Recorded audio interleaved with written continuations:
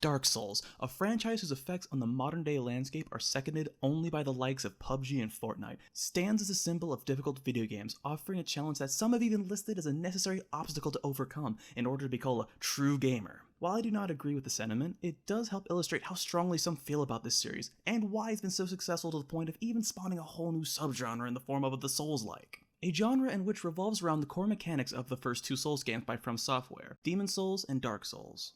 Examples of these Souls-like games include Nioh, The Surge, Lords of the Fallen, Remnant from the Ashes, Ashen, and a great deal more.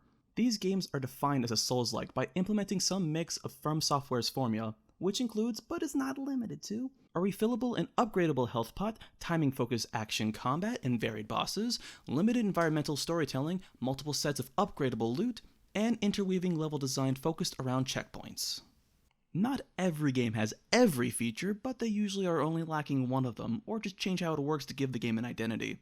Despite all of these contenders coming in and making more than decent games, none have really captured the gaming community's adoration in the way that From Software has. Even though the last Dark Souls game came out 4 years ago, it is not uncommon to still hear games being called the Dark Souls of their genre. In the midst of all this praise and hype for the series, I too have been swept into the sickly sweet madness that is Dark Souls. In fact, I have defeated many Souls-like games due to my love of this franchise, but there has been one that has avoided me due to the whispers on the internet claiming that this game is not like its brethren, a black sheep amongst champions, and that game is Dark Souls 2.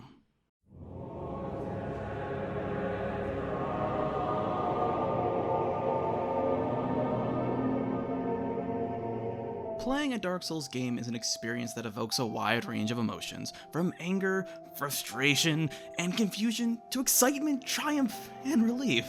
And Dark Souls 2 is no different. From the very opening level, this game definitely makes me feel like I'm playing a Souls game. But there's a certain flavor, if you will, in Dark Souls 2 that sets it apart from its younger and older brothers, and that is the fact that this game is a big butthole.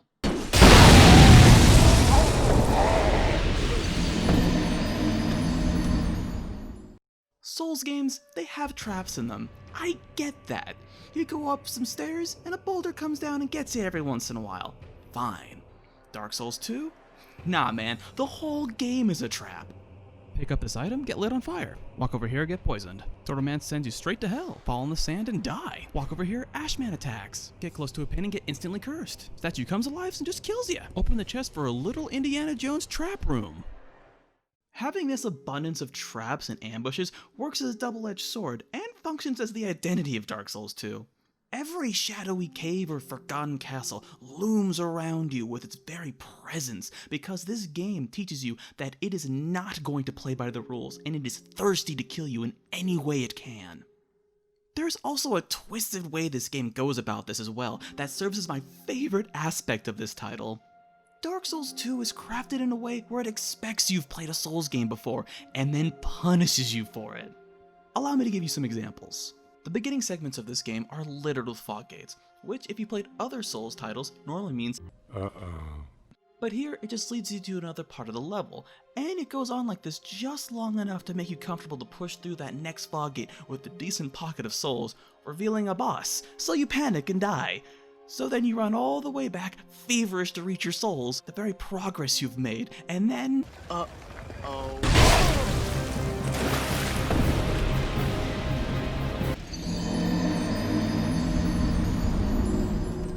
Speaking of bosses, there is a general flow to gameplay in the Souls-like genre, which can be quickly summed up as trial and error. You take on a challenge, die, learn, and conquer. But Dark Souls 2 knows your strategy and backhands you by reducing your maximum health each time you die until you sit at about half health, which you can only restore by using a human effigy, a moderately rare resource. Chests are cool, chests have loot, unless you're playing Dark Souls, because Dark Souls has mimics that kill you. So being the Souls veteran you are, you show caution around these chests. But once again, Dark Souls 2 knows that you know this, and hides what few mimics it has towards the last fourth of the game, and makes it so if you hit a normal chest too many times, that it breaks and destroys the precious contents inside. This lack of mimics thing is also very unsettling in this game due to its very ambush-focused level design, which makes you so ready for a mimic to pop up. But they never do.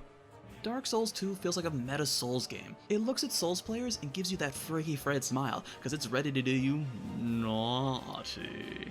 And there's a lot of novelty in that. However, if you're not a Souls veteran then, well, this game's kinda mean.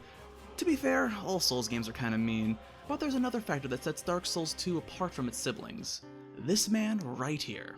Hidetaka Miyazaki is the director of the Souls series, save for 2, and this goes a long way into influencing what is in Dark Souls 2. You see, at the time of development for Dark Souls 2, From Software was also working on Bloodborne, so they allocated Miyazaki to Bloodborne instead. The biggest effect this has on the game, in my opinion, is the lack of Miyazaki's flair in enemy design. Far too many enemies are a slight variation on humanoid units that don't leave much of any impression. This design philosophy leaks over to the bosses as well, which is a shame because bosses of the Souls series are typically marvels of twisted art that stand as some of the most memorable moments of all video games.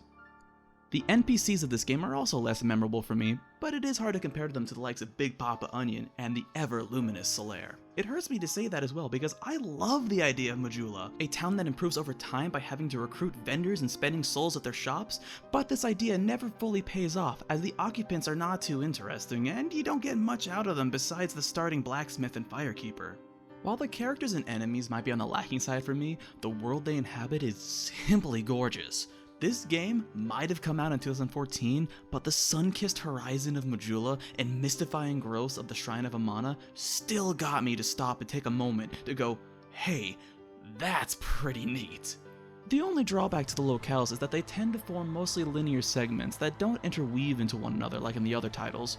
Being more linear is probably for the best in this game due to its trap-focused structure though, as you wouldn't really want to have to circumnavigate the same pitfalls over and over again for the entire game. Finally, this brings me back to the other side of the double-edged sword of Dark Souls 2 that I mentioned earlier.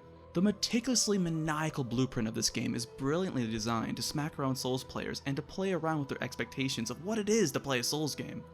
But I think it goes too far. The falling health bar after death mechanic is a layer of difficulty that's too much.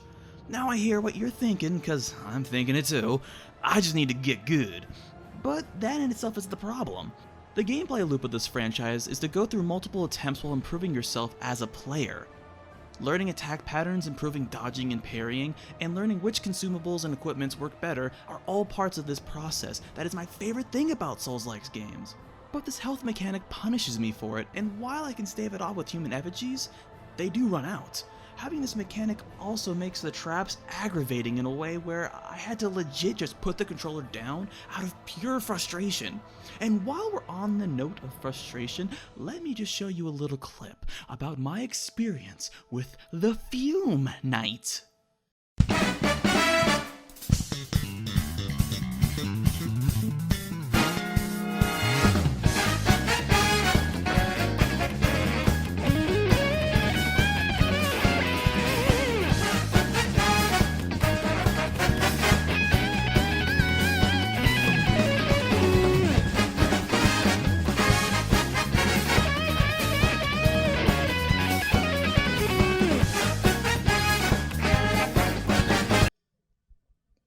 I didn't beat the Fume Knight in the end. I actually gave up, which is something I never thought I'd do in a Souls game. At first I thought I'd wait for some denizen of sunlight to come and carry me, but there's not too many people playing this game anymore. Then I thought I'd just try to grind up some souls, but then it hit me. I'd rather play a different game. Dark Souls 2 combat is slow, which is not a bad thing in itself, it's just that I prefer the faster paced combat akin to Dark Souls 3 or Bloodborne. I don't want to end this video on a negative note though, because that would be disingenuous to the way I feel about Dark Souls 2, so let me give you my last thoughts. The internet told me that this game was bad, and scared me away from playing it. Don't let this be the case for you. If you are just starting in the Souls-like genre, then maybe try to avoid starting here, and when you have some familiarity with the genre, jump into this game. There is some master design in Dark Souls 2 that toys with the player in so many ways, and serves as an incredible venture. The meta-ness of this game just toys with you and destroys you in the best possible way, and although I didn't really finish it, it's probably just because I'm an older person that doesn't have time for video games anymore. But I want to believe, and I truly do believe, that a younger version of me would have beat this game and loved it just as much as the other Souls games. Online players that are into PvP should take note that this is an older game, so the online community has thinned over the years and online confrontations tend to go like this. God, I love Dark Souls.